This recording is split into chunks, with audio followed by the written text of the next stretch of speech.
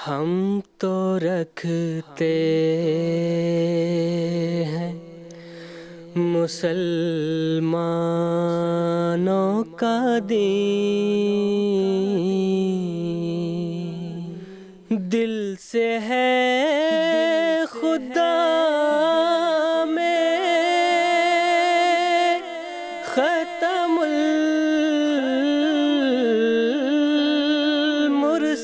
المرسلین، دل سے ہے خدا میں ختم المرسلین،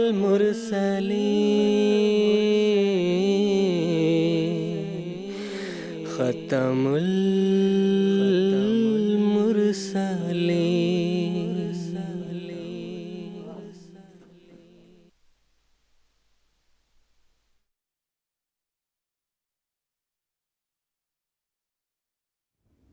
اعوذ باللہ من الشیطان الرجیم، بسم اللہ الرحمن الرحیم۔ ناظرین کرام، السلام علیکم ورحمۃ اللہ وبرکاتہ۔ ناظرین، آج 25 نومبر 2023 عیسوی ہفتے کا دن ہے۔ انڈیا میں اس وقت رات کے 10 بجے ہیں اور GMT کے مطابق اس وقت سہ پہر کے 4:30 بجے ہیں، اور ناظرین یہ وقت ہے پروگرام راہ ہدیٰ کا۔ ناظرین، قادیان دارالمان سے پروگرام راہ ہدیٰ کے 4 ایپیسوڈز پر مشتمل سیریز کے ساتھ ہم آپ کی خدمت میں حاضر ہیں۔ ہمارے ریگولر ویورز یہ بات جانتے ہیں کہ پروگرام راہ ہدیٰ ایک لائیو ڈسکشن پروگرام ہے، اور لائیو ہونے کے ساتھ ساتھ یہ پروگرام انٹریکٹیو بھی ہے۔ ناظرین، یہ پروگرام انٹریکٹیو اس حوالے سے ہے کہ ہمارے ناظرین ہمارے ساتھ ہمارے اس پروگرام میں جڑ سکتے ہیں، ہمارے ساتھ شریک گفتگو ہو سکتے ہیں، اور اپنے سوالات ہمارے اس پروگرام میں پیش کر سکتے ہیں۔ آپ ہم سے ٹیلی فونز لائنز کے ذریعہ رابطہ کر سکتے ہیں۔ اسی طرح ٹیکسٹ میسیجز، فیکس میسیجز اور ای میل کی سہولت بھی دستیاب ہے۔ یعنی ہم اسٹوڈیو ڈسکشن کے ساتھ ساتھ اپنے ناظرین کی فون کالز کو اٹینڈ کرتے ہیں، ان کے سوالات کو سنتے ہیں، اور یہاں اسٹوڈیو میں موجود علماء کرام کے پینل میں ان سوالات کو پیش کرتے ہیں، اور ہمارے علماء کرام اسی پروگرام کے ذریعہ ہمارے ناظرین کے سوالات کے جوابات دیتے ہیں۔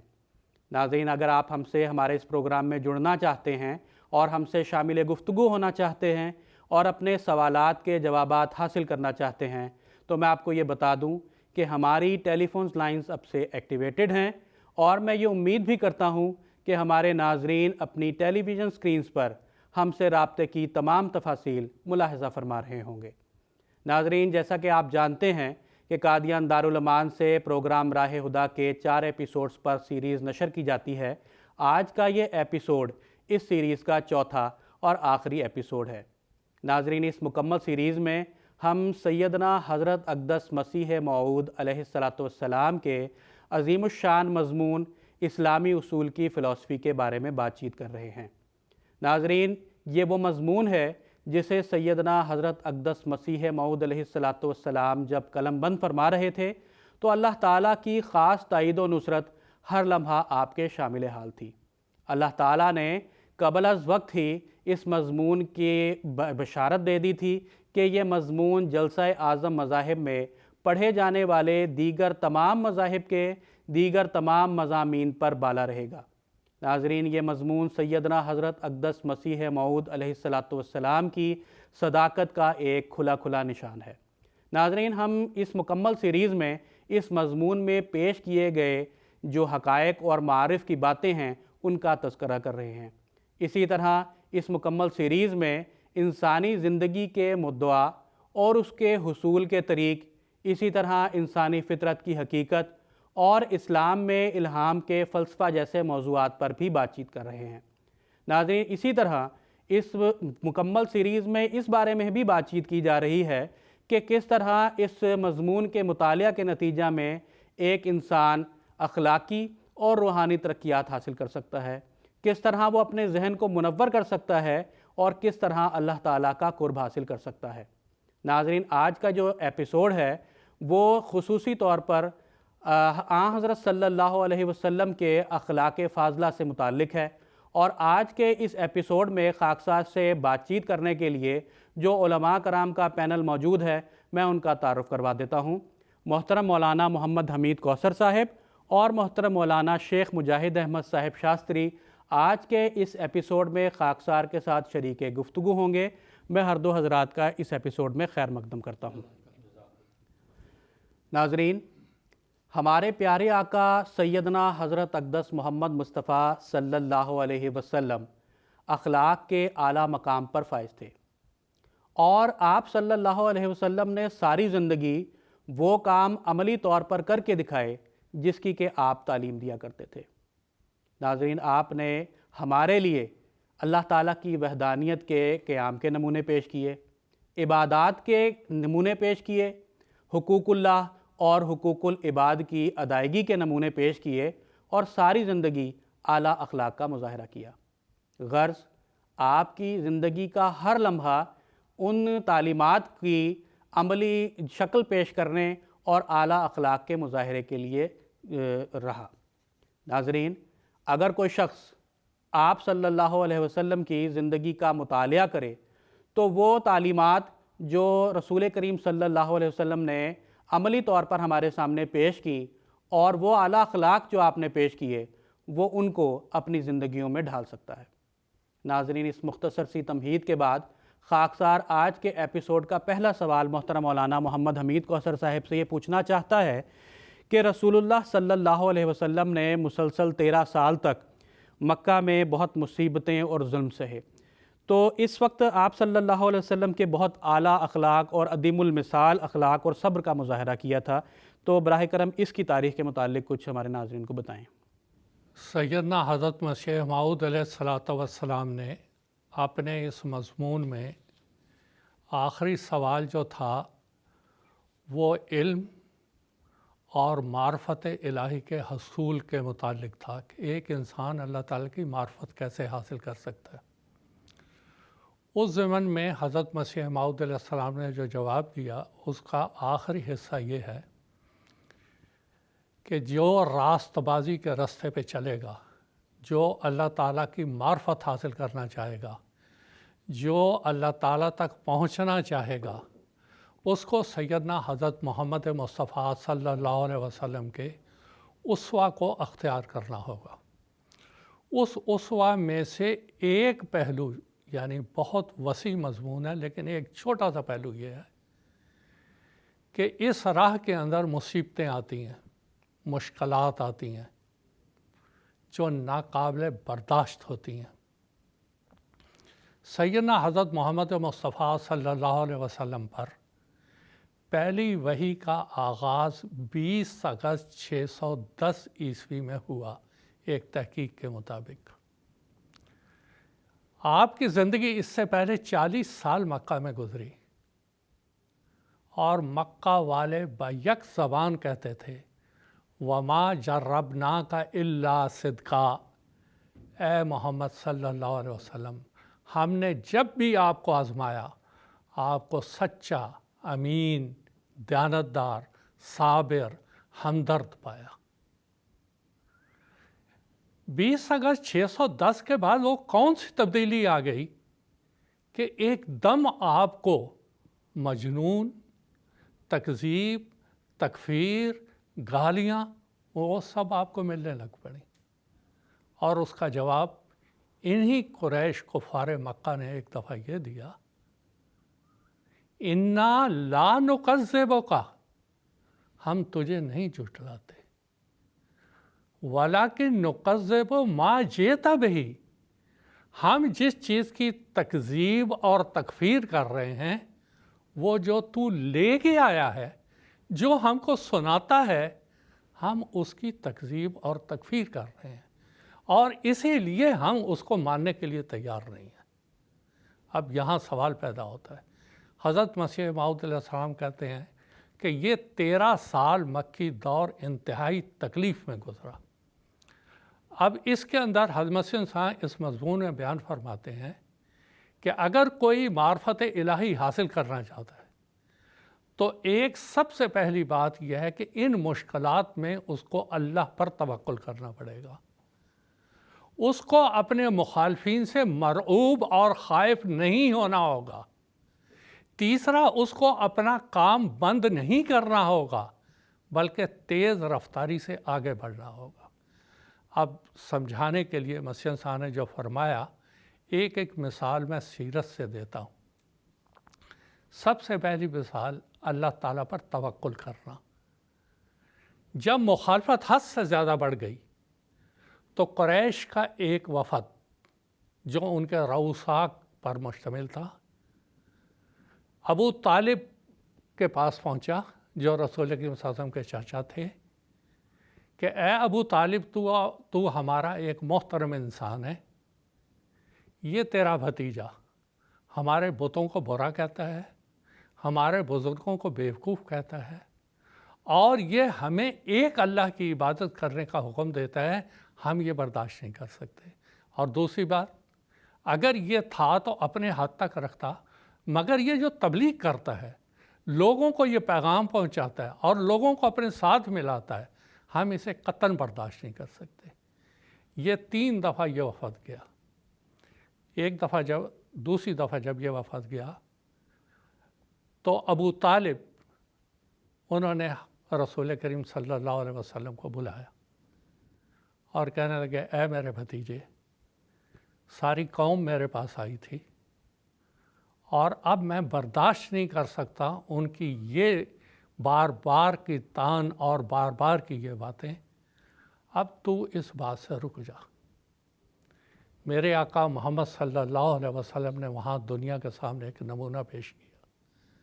ایک چچا تھا جو آپ کا ساتھ دے رہا تھا، شیبہ ابی طالب میں 3 سال اسی نے مصیبت میں گزارے، وہی آج ایک لحاظ سے دم توڑ رہا تھا کہ میں اب یہ بوجھ نہیں برداشت کر سکوں۔ اس وقت سیدنا حضرت محمد مصطفیٰ صلی اللہ علیہ وسلم جو حضور نے فرمایا توکل علی اللہ، اتنا بڑا توکل تھا اللہ تعالیٰ پر، آپ نے فرمایا، اے چچا، یہ قریش اگر میرے ایک ہاتھ پہ سورج اور دوسرے ہاتھ پہ چاند بھی رکھ دیں تو میں اس تبلیغ اور اشاعت اسلام سے رک نہیں سکتا جو اللہ تعالیٰ نے میرے سپرد کیا ہے، یہاں تک کہ یہ پایہ تکمیل تک پہنچے یا میں اس رستے میں فنا اور ہلاک ہو جاؤں۔ اور آپ کی آنکھوں میں آنسو تھے، آپ واپس آ رہے تھے۔ ابو طالب نے جب یہ بات سنی تو بلایا کہ اے میرے بیٹے، تو جا، جس طرح کر رہا ہے کر، میں تیرے ساتھ ہوں۔ یہ توکل تھا کہ چچا ساتھ چھوڑ رہا تھا، مگر آپ نے کہا نہیں، جو اللہ نے میرا کام میرے سپرد کیا ہے میں کبھی اس کو نہیں چھوڑوں گا۔ دوسرا، اس کو دشمن سے خائف اور مرعوب نہیں ہونا۔ اس کی ایک مثال بتاتا ہوں۔ مکہ میں ایک منڈی تھی جس میں جانور اور بہت سی چیزیں آگے بکا کرتی تھی۔ ایک بدوی آیا، اراشا اس کا نام تھا، وہ کچھ اونٹ لے کے آیا اور مکہ میں آ کے اس نے بیچے۔ ابو جہل اس نے وہ اونٹ خرید لیے، اونٹ تو لے کے چلا گیا، مگر اونٹ کی جو قیمت تھی وہ اسے ادا نہ کی۔ 2-3 دن وہ چکر مارتا رہا، اس کو وہ قیمت نہیں مل رہی تھی۔ وہ قریش کی مجلس میں آیا اور کہنے لگا، دیکھو، ایک تمہارا آدمی ہے، ابو الحکم کہتے ہیں اس کو، میرے اونٹ لے لیے، اسے رقم نہیں دے رہا۔ انہوں نے کہا کہ بھائی اس سے تو کوئی نہیں دلوا سکتا سوائے ایک شخص کے جس کا نام محمد صلی اللہ علیہ وسلم۔ مقصد ان کا یہ تھا، یہ وہاں جائے گا، حضور انکار کریں گے اور ایک سبکی ہوگی، ہم ہنسیں گے کہ یہ دیکھو، یہ نبی ہے، رسول ہے، ایک مسکین کی مدد نہیں کر سکا۔ چلا گیا وہ اراشا، حضور صلی اللہ علیہ وسلم کے جا کے دروازے پہ دستک دی، حضور باہر تشریف لائے۔ اس نے یہ سارا قصہ بیان کیا کہ یہ میرے ساتھ سلوک ہو رہا ہے۔ حضور صلی اللہ علیہ وسلم بغیر کسی خوف کے، بغیر کسی ڈر کے فوراً اس کے ساتھ چلے، ابو جہل کے دروازے پہ جا کے دستک دی۔ ابو جہل کا تو رنگ فق ہو گیا جب اس شخص کو اور حضور صلی اللہ علیہ وسلم کو اپنے دروازے پہ دیکھا۔ حضور نے بڑے جلالی انداز میں کہا، آپ نے اس کے اونٹ خریدے ہیں، غریب مسکین باہر سے آیا ہے، اجنبی ہے، فوراً اس کے اونٹوں کی قیمت ادا کرو۔ وہ گیا، جا کے لا کے قیمت ادا کر دی۔ اب سب لوگ حیران کہ یہ کیا ہو گیا۔ جب ابو جہل اس مجلس میں واپس آیا قریش کی، انہوں نے پوچھا ہم تو تجھے بڑا بہادر سمجھتے تھے، تجھے ہو کیا گیا؟ کہنے لگا ہونا کیا ہے؟ جب حضرت محمد صلی اللہ علیہ وسلم نے میرے باپ پر دستک دی اور مجھے کہا کہ اس کے پیسے دے دو، میں نے دیکھا ایک غضبناک خون خوار اونٹ ہے، اگر میں انکار کرتا وہ فوراً مجھ کے اوپر حملہ کر دیتا۔ یہ ہے روب۔ انتہائی قسم پرسی اور مظلومیت کی حالت میں بھی سیدنا حضرت محمد صلی اللہ علیہ وسلم نے ایک اجنبی مظلوم کی مدد کی اور ایک ظالم سے اس کا حق دلوایا۔ اور تیسرا اور آخری بات کر کے ختم کرتا ہوں کہ وہ اپنے کام میں رکے نہیں، سستی نہیں کرے، آگے بڑھے۔ اس کی مثال یہ ہے، جب مکہ والوں نے اسلام کو قبول کرنے کے لیے انکار شروع کیا اور تکذیب، تکفیر، اس میں یہ آگے بڑھنے لگے، تو حضور صلی اللہ علیہ وسلم نے سوچا میں نے تو پیغام پہنچانا ہے۔ آپ طائف روانہ ہوئے اور طائف آپ 10 دن رہے وہاں پہ۔ وہاں کو جو رئیس تھا عبد یالیل، اس کو جا کے اسلام کا پیغام پہنچایا۔ اس نے کہا اگر تو آپ سچے ہیں تو میں آپ کا مقابلہ نہیں کر سکتا، اگر جھوٹے ہیں تو بات کرنے کا فائدہ کچھ نہیں۔ اور اس نے کہا کہ آپ یہاں یہ تبلیغ نہ کریں اور وحدانیت کی تبلیغ یہاں نہ دیں، یہ خدا کی عبادت کا پرچار یہاں لوگوں میں نہ کریں، اگر کریں گے تو آپ کو سزا ملے گی۔ چنانچہ وہی ہوا، اس نے اوباشوں کو، گنڈوں کو، فسادیوں کو حضور صلی اللہ علیہ وسلم کے پیچھے لگا دیا، اور وہ پتھر مارتے جاتے تھے، اور حضور طائف سے باہر تشریف لائے، 3 میل تک وہ پتھراؤ کرتے رہے۔ اتنا خون بہا ہمارے آقا صلی اللہ علیہ وسلم کے جسم مبارک سے سر سے لے کے پاؤں تک آپ کا خون ہی خون تھا۔ اور جب آپ باہر آئے اور وہاں آ کے ایک درخت کے نیچے آپ آرام کرنے لگے، تو ملک الجبال، پہاڑوں کا فرشتہ آیا، کہنے لگا اے محمد، مجھے اللہ نے بھیجا ہے، جو تیرے ساتھ ہوا وہ سب ہم نے دیکھا، اب اگر تو چاہے تو یہ اخشبین پہاڑ، یہ 2 پہاڑ، ان کے اوپر ڈال کے ان کو پیس دیا جائے۔ یہ سنتے ہی میرے آقا محمد صلی اللہ علیہ وسلم کی روح تڑپ اٹھی، لا لا لا، مجھے امید ہے، میں امید کرتا ہوں کہ اللہ تعالیٰ ان کی نسلوں سے وہ لوگ پیدا کرے گا جو خدائے واحد کی عبادت کریں گے اور دین اسلام کی خدمت کریں گے۔ حضور صلی اللہ علیہ وسلم کی یہ پیشگوئی بعین ہی پوری ہوئی۔ ابو عبیدہ ثقفی حضرت عمر رضی اللہ تعالیٰ عنہ کے زمانے میں ثقیف قبیلہ میں سے تھے، اور انہوں نے جب ایران پہ جہاد ہوا ہے وہاں پہ وہ شامل ہوئے، اور اسی طرح اور بہت سی خدمات ہیں۔ تو یہ حضرت مسیح صاحب نے فرمایا تھا کہ اگر کسی نے معرفت الہی حاصل کرنی ہے تو اس کو حضور صلی اللہ علیہ وسلم کے نقش قدم پر چلنا ہے، اور نقش قدم چلتے ہوئے سب سے پہلے اسے متوکل باللہ، اللہ پر کامل توکل کرنا ہے، اس کو دشمن سے مروب نہیں ہونا، اور تیسرا یہ کہ اس کو اپنا کام کسی صورت میں نہیں روکنا، اپنا کام تبلیغ ارشاد کا آگے بڑھاتے چلے جانا ہے۔ یہ حضرت مسیح صاحب نے اس سوال کے جواب میں ایک جملہ یہ بھی فرمایا تھا۔ جزاکم اللہ تعالیٰ احسن الجزا۔ ناظرین، ہمارے اس پروگرام میں ہمارے ساتھ ایک ٹیلی فون کالر جڑے ہیں انڈیا سے، مکرمہ سیدہ اسرا حکیم صاحبہ اس وقت ہمارے ساتھ لائن پر موجود ہیں، ہم ان کا سوال سن لیتے ہیں۔ السلام علیکم مکرمہ اسرا حکیم صاحبہ۔ وعلیکم السلام مولانا صاحب، بسم اللہ الرحمن الرحیم۔ سب سے پہلے میں سیدنا حضرت خلیفۃ المسیح الخامس سید اللہ تعالیٰ کی خدمت میں السلام علیکم ورحمۃ اللہ وبرکاتہ عرض کرتے ہوئے دعا کی عاجزانہ درخواست کرتی ہوں۔ محترم مولانا صاحب، میرا یہ ایمان ہے کہ سال 1896 میں جو جلسہ اعظم مذاہب منعقد کیا گیا وہ ایک اتفاقی امر نہیں تھا، بلکہ اس جلسے میں ہمیں خدا تعالیٰ کی خاص حکمت نظر آتی ہے۔ خدا تعالیٰ نے چاہا کہ وہ اپنے امام مہدی مسیح موعود کے ذریعے قرآن کریم کی حقانیت کو ساری دنیا میں ایک زندگی نواز تعلیم کے طور پر پیش کریں۔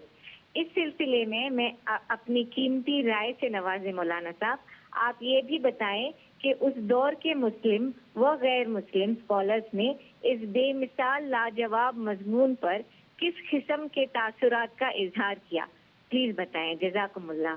جزاکم اللہ۔ میں محترم مولانا محمد حمید کوثر صاحب سے درخواست، سوال کا جواب ہے پورا، چوتھے سوال میں آ جائے گا، شامل ہے یہ۔ جی انشاءاللہ تعالی۔ ناظرین، یہ ہمارے پروگرام میں یہ سوال پہلے سے شامل شدہ ہے، تو انشاءاللہ تعالی اس کو اپنے موقع پر ہم پیش کریں گے۔ تو پروگرام کے تسلسل میں خاکسار کا اگلا سوال محترم مولانا شیخ مجاہد احمد شاستری صاحب سے یہ ہے کہ رسول کریم صلی اللہ علیہ وسلم کو ابتدائے اسلام میں مجبوراً بعض جنگیں لڑنی پڑی تھیں، تو اس کے تعلق سے کچھ روشنی ڈالنے کی درخواست ہے۔ جزاکم اللہ۔ ناظرین کرام، ہمارے پیارے آقا خاتم النبیین حضرت محمد مصطفیٰ صلی اللہ علیہ وسلم کو اللہ تعالیٰ نے رحمت للعالمین بنا کے اس دنیا کے لیے بھیجا تھا۔ چنانچہ قرآن مجید میں اللہ تعالیٰ نے بیان فرمایا، وما ارسلناک الا رحمت للعالمین، کہ اے نبی ہم نے تجھے ساری دنیا کے لیے مبعوث کیا ہے بطور رحمت کے۔ چنانچہ آپ کا یہ دائرہ جو رحمت کا تھا، یہ صرف انسانوں تک نہیں تھا، بلکہ تاریخ میں یہ بتاتی ہے کہ چرند پرند، حیوانات اور ایک خاص علاقہ تک ہی یہ دائرہ نہیں تھا، بلکہ ساری انسانیت اس کے اندر شامل ہو چکی تھی۔ اور آپ کو اللہ تعالیٰ نے پھر جو شریعت دی، وہ قرآن مجید جیسے عظیم الشان شریعت دی، اور جو مذہب آپ کو دیا گیا اس کا نام بھی اسلام رکھا گیا، جس کے معنی ہی یہی تھے کہ امن کو قائم کرنا اور رحمت کو پھیلا دینا۔ آپ نے یہ عظیم الشان تعلیم جب دنیا کے سامنے پیش کی اور اس تعلیم کو جب دنیا کے سامنے پھیلانا شروع کیا، تو اس کے نتیجے میں یہ امن کا دائرہ آہستہ آہستہ بڑھنا شروع ہوا۔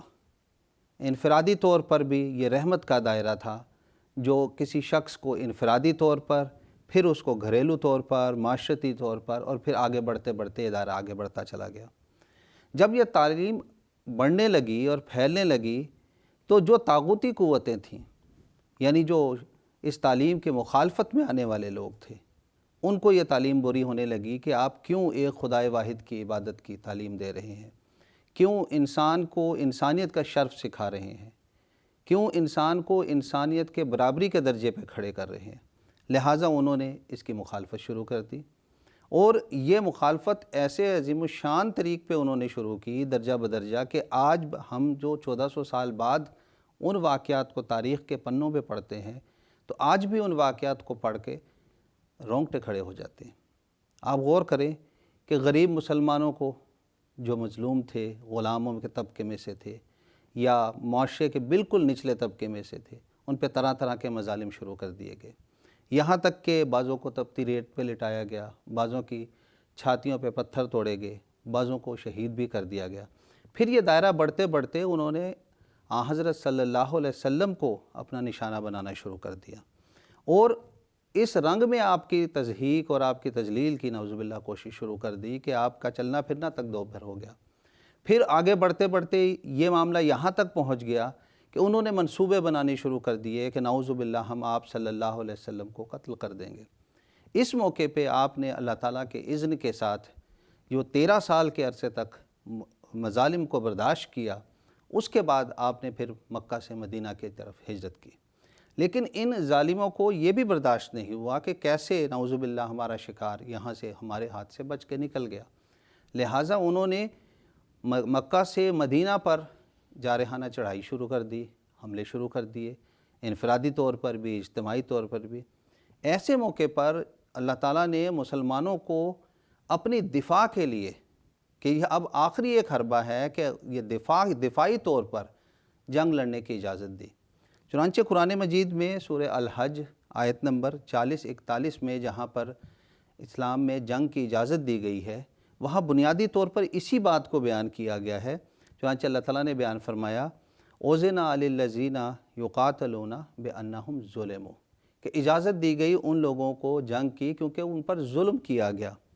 وَإِنَّ اللَّهَ عَلَىٰ نَصْرِهِمْ لَقَدِيرٌ، اور اللہ تعالیٰ ضرور ان کی مدد پر قادر ہے۔ کیوں ان کو اجازت دی گئی اس کی تفصیل اگلی آیت میں بیان فرما دی کہ الذین اخرجوا من دیارہم بغیر حق، وہ پوری تفسیر ہے کہ پھر ان کو گھروں سے نکالا گیا، ان پر طرح طرح کے مظالم کیے گئے۔ تو یہ تھی اسلامی جنگ کی اجازت کے پس منظر، اور وہ ابتدائی جنگوں کی کیفیت اور اس کی ایک تاریخ کہ کیوں اسلام میں ابتدا میں جنگ ہوئی۔ 13 سال تک آن حضرت صلی اللہ علیہ وسلم ان مظالم کو برداشت کرتے رہے، اور پھر آپ نے اللہ تعالیٰ کے اذن سے دفاعی رنگ میں یہ جنگیں لڑی ہیں۔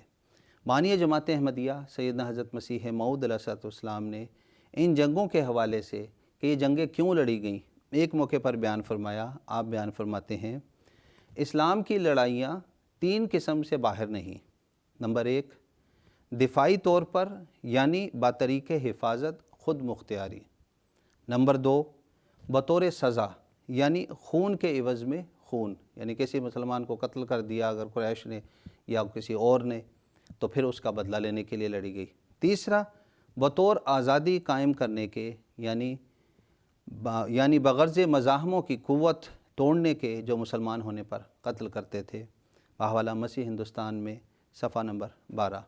تو یہ ایک وجہ تھی اس جنگوں کی جو تاریخی پس منظر میں ہے۔ دوسری بات جو اسلامی جنگوں کی جو ابتدا میں حضرت صلی اللہ علیہ وسلم کے زمانے میں ہوئی، وہ اس کی طرف ناظرین کی توجہ دلانا چاہتا ہوں۔ آج بھی جنگیں ہوتی ہیں دنیا میں، فاتح قوم مفتوح قوم کا کوئی بھی خیال نہیں رکھتی، اس پر طرح طرح کے ظلم کرنا اپنا حق سمجھتی ہے۔ جو غالب ہو جاتے ہیں وہ مغلوب پر طرح طرح کے ظلم کر رہے ہوتے ہیں۔ لیکن حضرت صلی اللہ علیہ وسلم نے باوجود اس کے کہ دفاعی جنگیں تھیں، پھر بھی آپ صلی اللہ علیہ وسلم نے جنگوں کا ایک ضابطہ مقرر کیا، اصول اور قواعد مقرر کیے۔ چنانچہ آپ نے اس میں بیان کیا ہے کہ جنگ میں کبھی بھی آپ نے خود پیش رفت نہیں کی، اسی طرح آپ نے جنگ میں زیادتی کی ممانعت فرما دی۔ پھر آپ نے یہ کہا کہ جو اسلامی جنگیں ہوں گی اس میں کسی طرح کے بچوں کو، بوڑھوں کو، معذوروں کو نہیں نشانہ بنایا جائے گا، جبکہ آج ہم جو دنیا میں دیکھتے ہیں مہذب دنیا کہلاتی ہے، لیکن ایسے کئی واقعات ہمارے سامنے آتے ہیں کہ جنگوں میں اس بات کا دھیان ہی نہیں رکھا جاتا۔ پھر آپ نے دیکھا کہ جنگوں کی آپ جب تعلیم کو پڑھیں، اس ضابطے کو پڑھیں، تو وہاں لکھا گیا عبادت گاہوں کو نہیں توڑنا، عابد و زاہدوں کو نہیں مارنا، ہرے درختوں کو نہیں، باغوں کو نہیں جلا دینا، ایسے مکمل ضابطہ حیات ہے۔ بس اسلامی جنگیں جو ابتدا میں حضرت صلی اللہ علیہ وسلم کے وقت میں ہوئی وہ دفاعی بھی تھیں، اور اس کے ساتھ ساتھ اس کے اندر ایک ضابطہ اور ایک اخلاق تھا، اور اس کی پوری پابندی کی جا رہی تھی۔ تیسری بات جو میں ناظرین کے سامنے رکھنا چاہتا ہوں وہ یہ ہے کہ حضرت صلی اللہ علیہ وسلم کا ان جنگوں کے ذریعہ ایک احسن خلق دنیا کے سامنے ظاہر ہوا۔ اس بات کو میں اپنی مزید کھولتا ہوں اس رنگ میں کہ نبی کریم صلی اللہ علیہ وسلم کو اللہ تعالیٰ نے یہ قرار دیا کہ آپ کا اسوہ حسنہ ہے۔ چنانچہ زندگی کے ہر ایک ادوار کو، زندگی کے ہر ایک طور کو آپ نے جیا، اور دنیا کے سامنے جی کر یہ دکھایا کہ کیسے اس مقام پر خدا تعالیٰ کی رضا کو حاصل کیا جا سکتا ہے۔ چنانچہ ہم دیکھتے ہیں کہ آپ کے خلق کا جو اظہار جنگوں میں ہوا، وہاں صبر کے اعلیٰ نمونے ہمیں نظر آتے ہیں، وہاں حسن تدبیر کے نمونے نظر آتے ہیں، شجاعت کے نمونے نظر آتے ہیں، وہاں انصاف اور عدل کے قیام کے نمونے نظر آتے ہیں۔ تو یہ اس وجہ سے ہوا کہ یہ نمونے ہم نے بھی اپنی زندگی میں اختیار کرنے ہیں۔ چنانچہ حضرت مسیح موعود علیہ السلام نے بیان فرمایا ایک موقع پر کہ نبی کریم صلی اللہ علیہ وسلم کی زندگی کو ہم 2 حصوں میں تقسیم کر سکتے ہیں۔ حضور بیان فرماتے ہیں اسی کتاب اسلامی اصول کی فلاسفی میں صفحہ نمبر 447 میں کہ خدا تعالیٰ نے ہمارے نبی صلی اللہ علیہ وسلم کے سوانے کو 2 حصوں پر منقسم کر دیا۔ ایک حصہ دکھوں اور مصیبتوں اور تکلیفوں کا، دوسرا حصہ فتح یابی کا، تا مصیبتوں کے وقت میں وہ خلق ظاہر ہوں جو مصیبتوں کے وقت ظاہر ہوا کرتے ہیں، اور فتح اور اقتدار کے وقت میں وہ خلق ثابت ہوں جو بغیر اقتدار کے ثابت نہیں ہوتے۔ سو ایسا ہی حضرت صلی اللہ علیہ وسلم کے دونوں قسم کے اخلاق دونوں زمانوں اور دونوں حالتوں کے وارد ہونے سے کمال وضاحت سے ثابت ہو گئے۔ بس آپ کے یہ دونوں زمانے، جو فتح کا زمانہ بھی تھا اور دوسرا جو تکلیفوں کا زمانہ بھی تھا، ان دونوں زمانوں نے ہمارے لیے آپ صلی اللہ علیہ وسلم کے اسوہ حسنہ کو مکمل طور پر کھول کر سامنے پیش کر دیا۔ اب بنی نوع انسان کی بنیادی ذمہ داری ہے کہ وہ اگر کامیاب ہونا چاہتے ہیں تو اس اسوہ حسنہ پر چلیں اور اللہ تعالیٰ سے تعلق قائم کریں۔ جزاکم اللہ۔ جزاک اللہ تعالیٰ حسن الجزا۔ پروگرام کو آگے بڑھاتے ہوئے خاکسار کا اگلا سوال محترم مولانا محمد حمید کوثر صاحب سے یہ ہے کہ جب رسول کریم صلی اللہ علیہ وسلم کو اقتدار اور ثروت کا زمانہ آپ پر آیا تو ہم یہ دیکھتے ہیں کہ اس وقت بھی آپ نے اعلیٰ اخلاق کا نمونہ ظاہر کیا، سخاوت اور عفو درگزر کا نمونہ پیش کیا، تو اس کے بارے میں کچھ جو ہے وضاحت بیان کرنے کی درخواست ہے۔ سیدنا حضرت محمد مصطفیٰ صلی اللہ علیہ وسلم پر دو دور آئے، ایک مکی دور جو کم و بیش 13 سال کا تھا، اس کے بعد 10 سال کا دور وہ مدنی دور تھا جو کہ آپ نے مدینہ میں گزارا۔ جب آپ کو اللہ تعالیٰ نے فتوحات دینا شروع کی، اب اس کی تفصیل تو اتنی بیان نہیں ہو سکتی، فتح مکہ کو لیتے ہیں ہم، سب سے زیادہ مظالم آپ پر اور آپ کے اصحاب پر وہ مکہ میں ہوئے۔ بلال رضی اللہ تعالیٰ عنہ، ابو فقی، عمار، یاسر، سمیہ، ایک طویل فہرست ہے ان صحابہ کی جو انہوں نے تکلیفیں برداشت کی، اور خود حضور صلی اللہ علیہ وسلم نے ناقابل بیان تکالیف ہیں جو وہاں برداشت کی۔ 13 سال کا یہ زمانہ تھا، آخر مجبور ہو کے آپ مکہ سے ہجرت کر کے مدینہ تشریف لائے، اور آخری بار غار ثور سے نکلنے کے بعد حضور نے مکہ کی طرف دیکھا اور فرمایا، اے مکہ کی بستی، تو مجھے دنیا کی تمام بستیوں سے پیاری تھی، مگر تیرے رہنے والے مجھے رہنے نہیں دیتے۔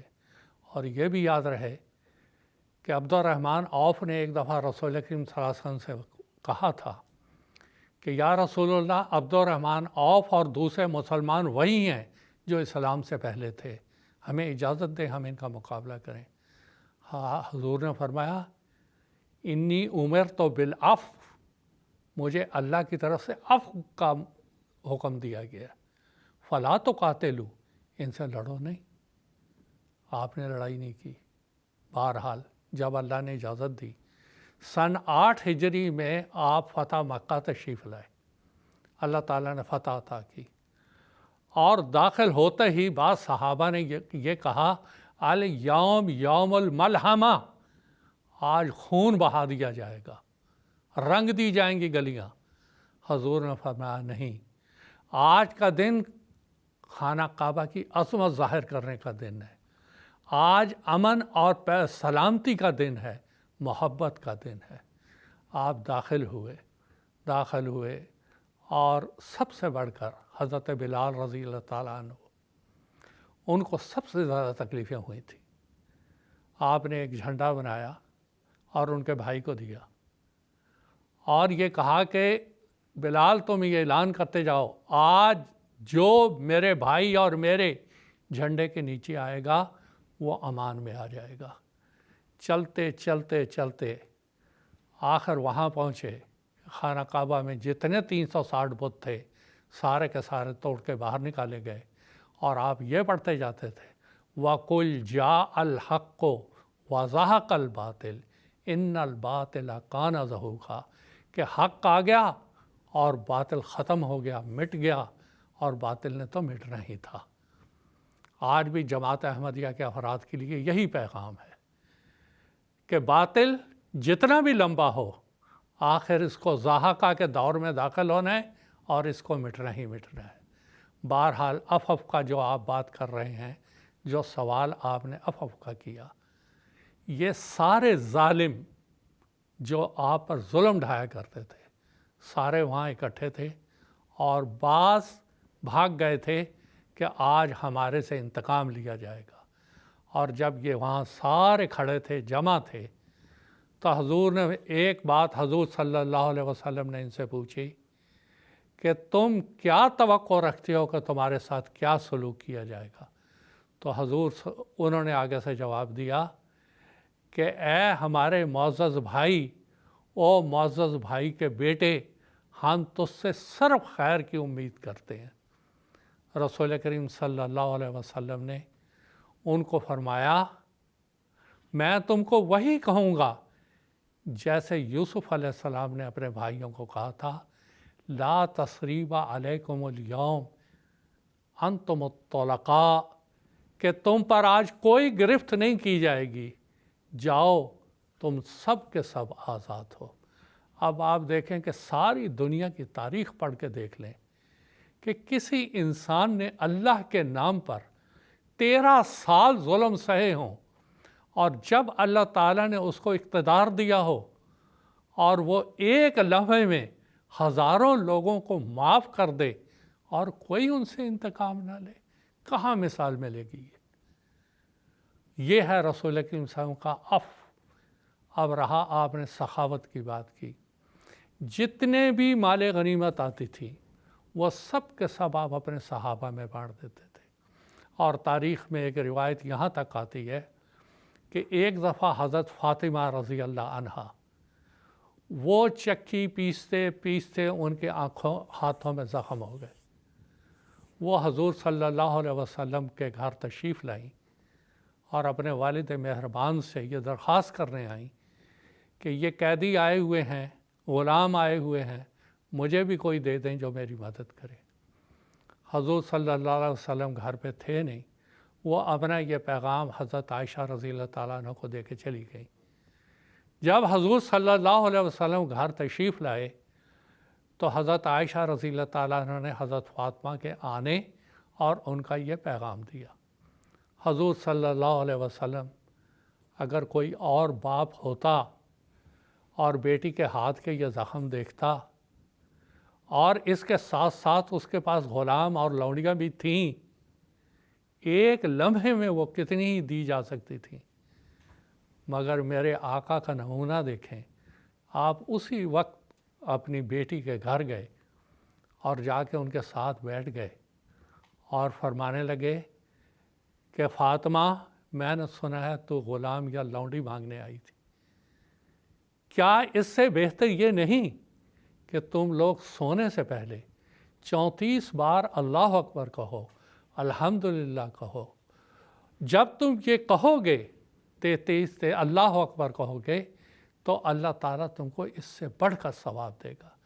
अब देखें कि एक इंसान जिसको इक़्तिदार मिला, जिसके कब्ज़ा कुदरत में ये सब कुछ है, उस वक्त रसूल करीम सल्लल्लाहु अलैहि वसल्लम का उसवा ये था कि अपने लिए कुछ भी नहीं रखा। एक और रिवायत आती है कि एक दफ़ा हज़रत उमर रज़ी अल्लाह ताला अन्हु आपके वहाँ तशरीफ़ ले गए और वहाँ पर जाकर ये देखा कि रसूल करीम सल्लल्लाहु अलैहि वसल्लम एक चटाई पे सोए हुए हैं। हमारे यहाँ जो चटाइयाँ मिलती हैं ये नरम होती हैं, अरब दुनिया में मैंने तो देखा भी, लेटा भी उन पे इसी वजह से। वहाँ पे जो चटाइयाँ होती हैं वो खजूर के बड़े बड़े पत्ते होते हैं, वो खुरदरी किस्म की होती हैं, उसके ऊपर लेटे हुए थे। और हज़रत उमर रज़ी अल्लाह ताला अन्हु फरमाते हैं, मैंने देखा हजूर के पहलू पर वो चटाई के सारे निशान बने हुए थे। तो हज़रत उमर की आँखों से आंसू आ गए। हजूर सल्लल्लाहु अलैहि वसल्लम ने पूछा कि माँ युबकी का, तुझको क्या चीज़ रुला रही है उमर?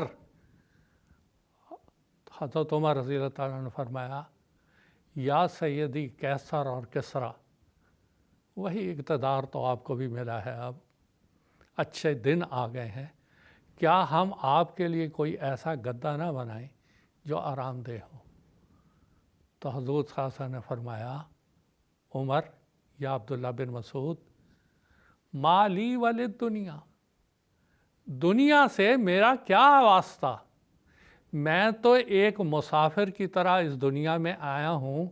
जैसे एक मुसाफिर दरख्त के नीचे थोड़ी देर आराम करता है और अगली मंजिल की तरफ चल पड़ता है, मैं तो उसी तरह ये दिन गुजार रहा हूँ और उसके बाद मेरी मंजिल तो अल्लाह ताला तक पहुँचना है।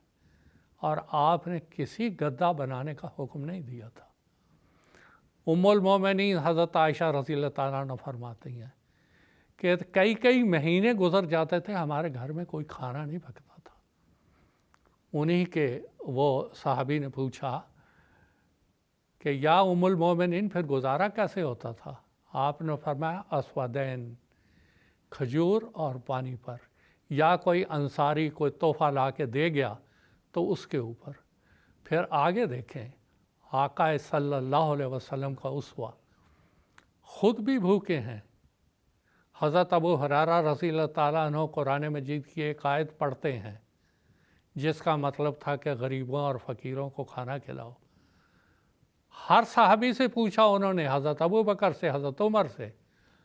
जब रसूल के ने पूछा, हज़ूर ने फरमाया आओ मेरे साथ, उनको घर लेके आ गए।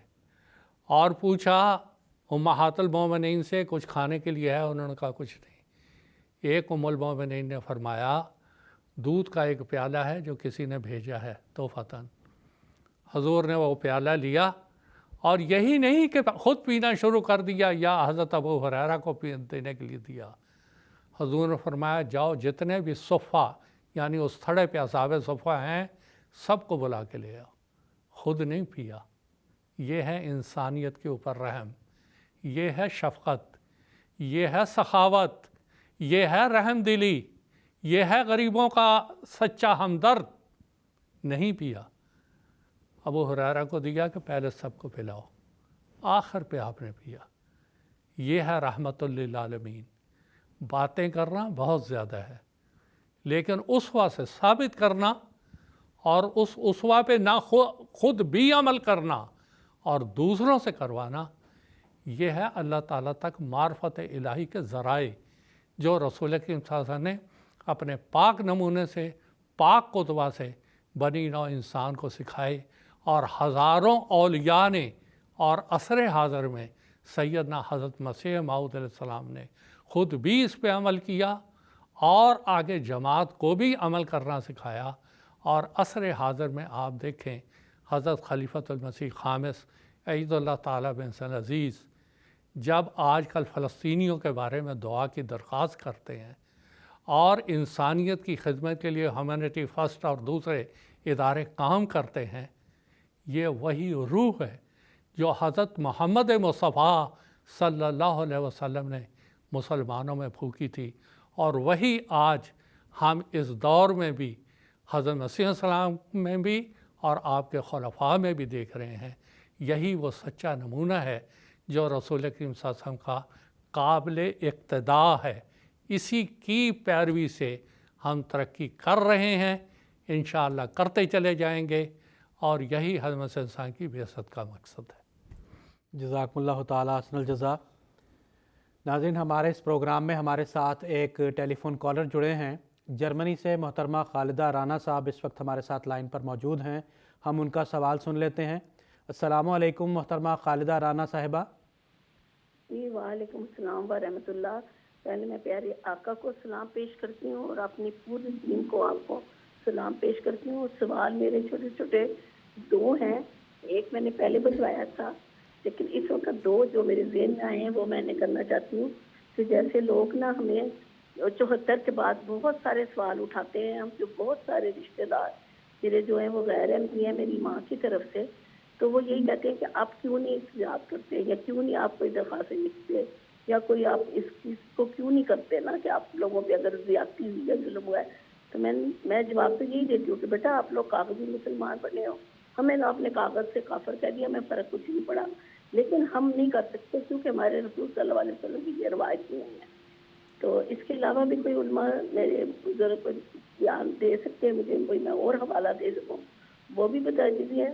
और एक सवाल मेरा ये है कि जैसे कि बहुत सारे गैर अहमदी हैं मेरे रिश्तेदारों के अलावा जो मुझसे मदद मांगते हैं, अल्लाह रसूल का नाम लेते हैं और कुरान पाक की आयतें पढ़ पढ़ के करते हैं, तो मैं वो सुन के दे देती हूँ। तो कई दफ़ा मुझे अपने लोग ही मना करते हैं कि ये लोग झूठ बोलते हैं, धोखा करते हैं, जमात के निज़ाम में जो बना हुआ है वही चलना चाहिए। तो मैं अल्लाह के फजल से हर जमात के प्रोग्राम में हर चीज़ में हिस्सा लेती हूँ, कमेटी फर्स्ट में भी जो मुझे तफरीक खुदा देता है। तो क्या जब मैं उनको दे देती हूँ, गरीबों को कर देती हूँ, अगर वो खुदा न खास्ता झूठ भी बोलते हैं तो उसका गुनाह मुझे तो नहीं मिलेगा। क्या ये जायज़ है हमें, या कि फिर वही जमाती इंतज़ाम के मुताबिक ही लोगों को देना चाहिए? वैसे मैं हर चंदों में देती हूँ, मरियम फंड में, कोई बिलाल फंड में, हर चीज़ में। फिर उसके अलावा अगर मैं गैर अहमदियों से कोई कर देती हूँ तो इसलिए मैं पूछना चाहती थी जज़ाकल्लाह और उम्रे का भी पूछना था कि बदले हज के बदले हमारा वक्त चूँकि महदूद है तो हम इसी सवाल को ले लेते हैं। میں محترم مولانا محمد حمید کوثر صاحب سے درخواست کرتا ہوں کہ جو ان کا یہ سوال ہے کہ جماعت احمدیہ کے مخالفین احمدیوں پر طرح طرح کے جو مظالم کرتے ہیں، تو اس کے تعلق سے یہ ہے کہ مظالم کو خاموشی سے برداشت کرتے ہوئے اسلام کی تعلیمات کیا ہے اس بارے میں، تو اس کا کچھ اختصار سے جواب دیں۔ سب سے پہلی بات یہ ہے کہ اس کا جواب سیدنا حضرت مسلم موعود رضی اللہ تعالیٰ عنہ کا ایک شعر ہے، وہ تم کو حسین بناتے ہیں، آپ یزیدی بنتے ہیں، یہ کیا ہی سستا سودا ہے، دشمن کو تیر چلانے دو۔ یہ تو خود ابو جہل اور ابو جہل اور ابو لہب یہ اپنے نمونے سے ہی بتا رہے ہیں کہ ہم ابو جہل ہیں، ہم ابو لہب ہیں، ہم وہ لوگ ہیں جو ظالم ہیں، اور مظلوم کون ہے؟ جماعت احمدیہ۔ اور ابھی جیسا کہ میں نے عرض کیا کہ استقلال اور صبر کے ساتھ ہم نے برداشت کرنا ہے، اور کرتے چلے جا رہے ہیں 100 سال سے۔ ابھی حضور رضی اللہ تعالیٰ بن عزیز نے بھی کل کے خطبے میں جو قربانیاں دی احمدیوں نے، کتنی تفصیل سے حضور نے بیان فرمایا۔ ہم نے تو اس قوم کے لیے قربانیاں دیتے چلے جانا ہے، اور کیوں دیتے چلے جانا ہے وہ بھی حضرت مسیح انسان کے اس شعر کے مطابق، اے دل تو نیز خاطر اینا نگاہ دار کہ آخر قرآن دعوی حب پیغمبرم، اے میرے دل ان لوگوں سے تو محبت کا ذرا سلوک کر، کچھ نہ کچھ تو یہ حضور صلی اللہ علیہ وسلم کی طرف منسوب ہوتے ہیں۔ اپنی اس بہن سے میں یہ عرض کرنا چاہوں گا، دیکھیں مسلمان عام طور پر اس وقت دین سے بہت دور ہیں، ان کو گمراہ کرنے والے مولوی ہیں، اور وہ مولوی جن کے بارے میں پیارے آقا حضرت محمد صلی اللہ علیہ وسلم نے فرمایا تھا علماءہم شر من تحت ادیم السماء، اس زمانے کے علماء آسمان کے نیچے بدترین مخلوق ہوں گے۔ یہ وہ بدترین مخلوق ہے جو ان لوگوں کو احمدیت سے دور رکھتی ہے اور حقائق سے دور رکھتی ہے، اور بری وہ باتیں بتاتی ہیں جو قریش مکہ مسلمانوں کو ورگلایا کرتے تھے۔ لیکن آخر ابھی میں نے عرض کیا وَقُلْ جَاءَ الْحَقُّ وَزَهَقَ الْبَاطِلُ ان الباطل کان زہوقا، ان الباطل کان زہوقا، ان الباطل کان زہوقا۔ اس کو مٹ کے رہنا ہے، وہ آج نہیں تو کل اور کچھ دن کے بعد، لیکن اس کو تو جانا ہی جانا ہے۔ ان کے سوال کا دوسرا حصہ کہ صدقات یا سب، پہلی اولیت تو یہ ہے کہ جو جماعتی نظام ہے وہی ہمارے لیے سب سے اہم ہے، کوشش کرنی چاہیے کہ وہاں ہی ہم سب کچھ دیں۔ لیکن اللہ تعالیٰ کا ایک حکم یہ بھی ہے وَأَمَّا السَّائِلَ فَلَا تَنْهَرْ، اگر کوئی تجھ سے مانگنے آ جاتا ہے، چاہے کچھ بھی ہے، کوئی بھی ہے، جتنی تیری حیثیت ہے تو اس کی بھی مدد کر۔ تو یہ ہے اس کا جواب۔ جزاکم اللہ تعالیٰ حسن الجزا۔ پروگرام کو آگے بڑھاتے ہوئے خاکسار کا اگلا سوال محترم مولانا شیخ مجاہد احمد شاستری صاحب سے ہے، اور جیسا کہ ہمارے ایک سائل نے بھی پروگرام کے آغاز میں یہ سوال کیا تھا کہ سیدنا حضرت اقدس مسیح موعود علیہ السلام کے مضمون اسلامی اصول کی فلسفی کو اس زمانے کے لوگوں نے بھی جو ہے پڑھنے کے بعد بہت زیادہ وہ اس سے متاثر ہوئے تھے، اور آج تک بھی اس مضمون کو پڑھنے کے بعد متاثر ہو رہے ہیں، تو اس کی چند مثالیں پیش کرنے کی درخواست ہے۔ جزاکم اللہ حسن الجزا۔ ناظرین کرام، اسلامی اصول کی فلسفی یہ جو کتاب ہے اور یہ جو مضمون ہے، یہ بلا شبہ قرآن مجید کے حقائق و معارف کی ایک بے نظیر تفسیر ہے، اور حضرت اقدس مسیح موعود علیہ السلام کا جو قرآن مجید کے ساتھ عشق تھا، اس عشق کا ایک عملی نمونہ ہے، آپ کے عشق کا ایک اظہار کا یہ طریق ہے۔ دراصل یہ کتاب جو اسلام کے عقائد ہیں، جو اسلام نے دنیا کے سامنے بیان کیے ہیں، ان عقائد کو منطقی طریق پہ اور فلسفیانہ طریق پہ مدلل رنگ میں دنیا کے سامنے پیش کرتے ہیں، اور اس طرز پہ جتنی کتابیں بھی لکھی گئی ہیں اس میں صف اول کی کتابوں میں اس کا شمار کیا جا سکتا ہے۔ دراصل جو سائل نے بھی سوال اس سے پہلے کیا کہ یہ جو پورا کا پورا جلسہ ہی تھا، یہ دراصل اللہ تعالیٰ کی ایک غیبی تحریک کے ذریعہ ہو رہا تھا۔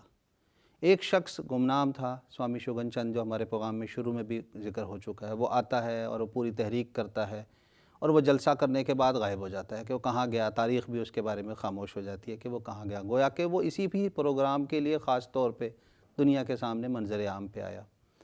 وہ حضرت مسیح اسلام کی خدمت میں آنے کے بعد درخواست کرتا ہے کہ ایسے ایسے یہ پروگرام ہے اور یہ سوالات کے جواب دینے ہیں۔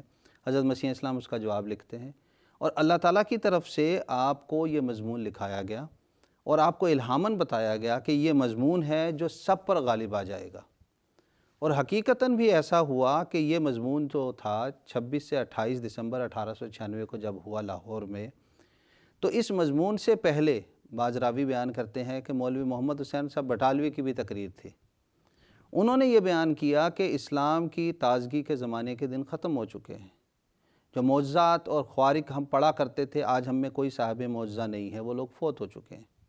اس تقریر کے بعد حضرت مسیح موعود علیہ السلام کی تقریر آتی ہے۔ آپ بیان کرتے ہیں کہ میں اس زمانے میں اللہ تعالیٰ کی طرف سے مامور ہوں کہ نشانات دکھاؤں، اسلام کے معجزات دکھاؤں، خوارق دکھاؤں، جو دیکھنا چاہے مجھ سے دیکھے۔ تو یہ ترتیب بھی دراصل خدا کی طرف سے ہی ہو رہی تھی۔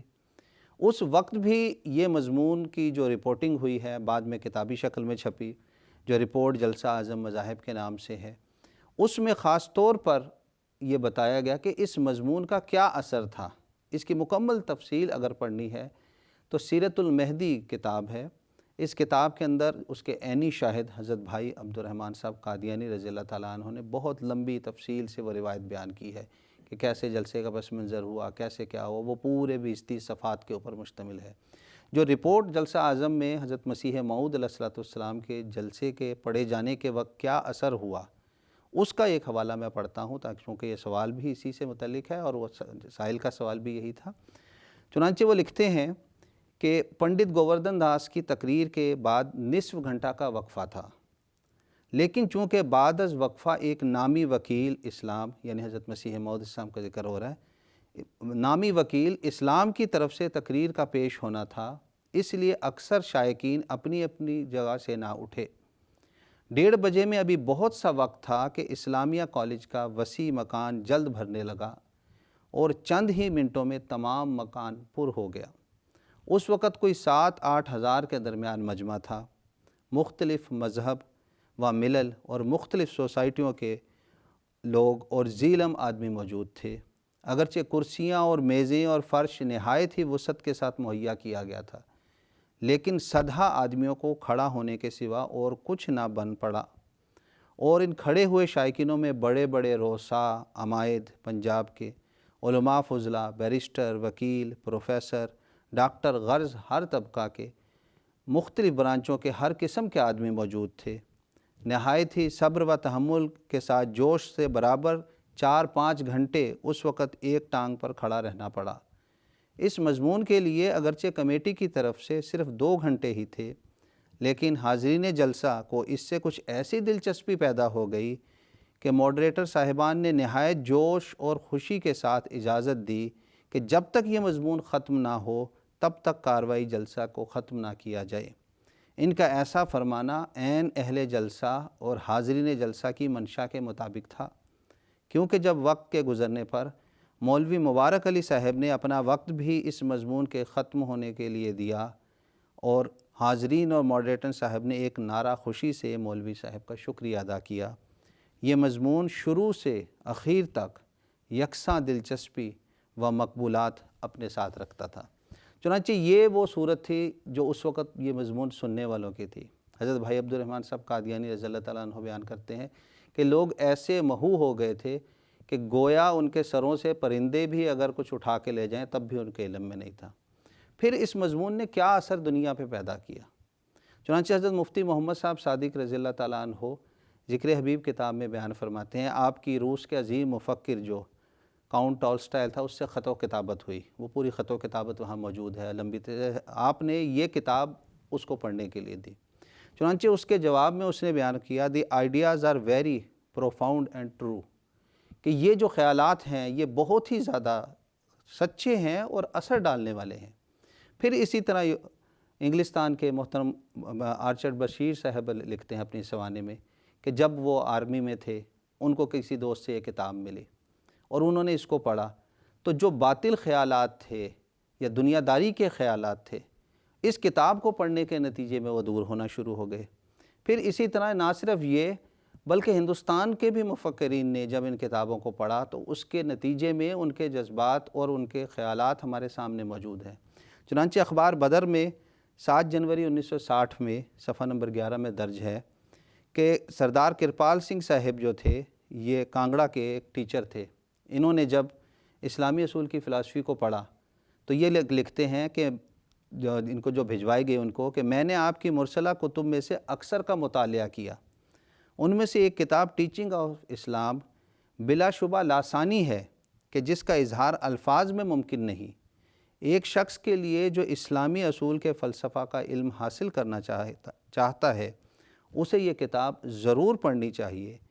اس میں ہم اوامر اسلام کا خلاصہ پاتے ہیں اور یہ کتاب ہر سچائی کے خواہاں کے لیے مفید ہے۔ بس دراصل یہ کتاب جو حضرت مسیح موعود علیہ السلام کی جو لکھی گئی کہ یہ وہ مضمون ہے جو سب پہ غالب آئے گا، یہ ہم 127 سال سے اس کا مشاہدہ کر رہے ہیں۔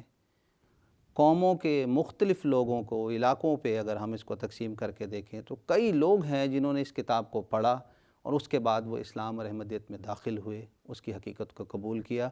دراصل یہ کتاب انسان کو اللہ تعالیٰ کے ساتھ تعلق جوڑنے کی طرف نشاندہی کرتی ہے۔ اس کی پوری تفصیل ابھی ہم نے سنی کہ کیسے معرفت الہی کے اس میں ذرائع بیان کیے گئے ہیں۔ جب انسان اس کو پڑھتا ہے ایک نئی لذت اس میں حاصل ہوتی ہے اور وہ ایک نئے معرفت اور نئے اسلوب سے اس کو سمجھ رہا ہوتا ہے۔ اسی لیے اس پروگرام کے ذریعہ سے میں ان احمدی بھائیوں سے بھی درخواست کرنا چاہوں گا جنہوں نے ابھی تک اس کتاب کا مطالعہ اگر نہیں کیا یا ان کے علم میں ایسے دوست ہیں جنہوں نے نہیں کیا تو وہ ضرور اس کتاب کو پڑھیں، کیونکہ یہ کتاب اپنے اندر ایک صداقت رکھتی ہے کہ جب بھی اس کو لوگ پڑھتے ہیں تو وہ روحانیت میں ترقی کرنے لگتے ہیں، دنیا داری سے وہ ہٹ جاتے ہیں اور خدا تعالیٰ سے ان کا ایک تعلق مضبوط سے مضبوط تر ہوتا چلا جاتا ہے۔ جزاکم اللہ۔ جزاکم اللہ تعالیٰ احسن الجزا۔ ناظرین، اس کے ساتھ ہی ہمارا آج کا یہ ایپیسوڈ اپنے اختتام کے وقت کو پہنچ رہا ہے۔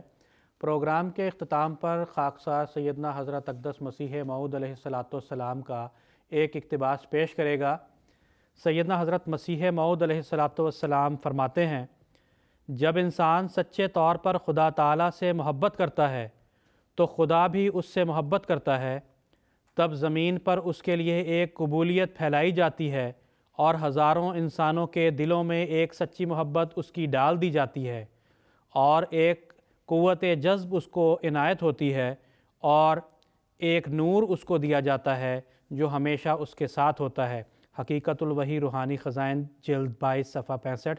ایک اور مقام پر آپ علیہ السلام فرماتے ہیں، ہمارا فرض یہ ہونا چاہیے کہ ہم اللہ تعالیٰ کی رضامندی کے جویا اور طالب رہیں اور اسی کو اپنا اصل مقصود قرار دیں۔ ہماری ساری کوشش اور تگ و دو اللہ تعالیٰ کی رضا کے حاصل کرنے میں ہونی چاہیے، خواہ وہ شدائد اور مصائب سے ہی حاصل ہو۔ یہ رضائے الہی دنیا اور اس کی تمام لذات سے افضل اور بالا تر ہے۔ ملفوظات جلد 8 صفحہ 82-83، ایڈیشن 1985، مطبوعہ انگلستان۔ ناظرین، اس کے ساتھ ہی ہمارا آج کا یہ ایپیسوڈ اختتام پذیر ہوتا ہے۔ انشاءاللہ تعالی آئندہ مزید کسی سیریز میں کسی اور موضوع پر آپ کے ساتھ شامل گفتگو ہوں گے۔ تب تک کے لیے اجازت دیجیے۔ السلام علیکم ورحمۃ اللہ وبرکاتہ۔ آؤ لوگوں کہ یہی نور خدا پاؤ گے، لو تمہیں طور تسلی کا بتایا ہم نے۔ آؤ لوگوں کہ یہی نور خدا پاؤ گے، لو تمہیں طور تسلی کا بتایا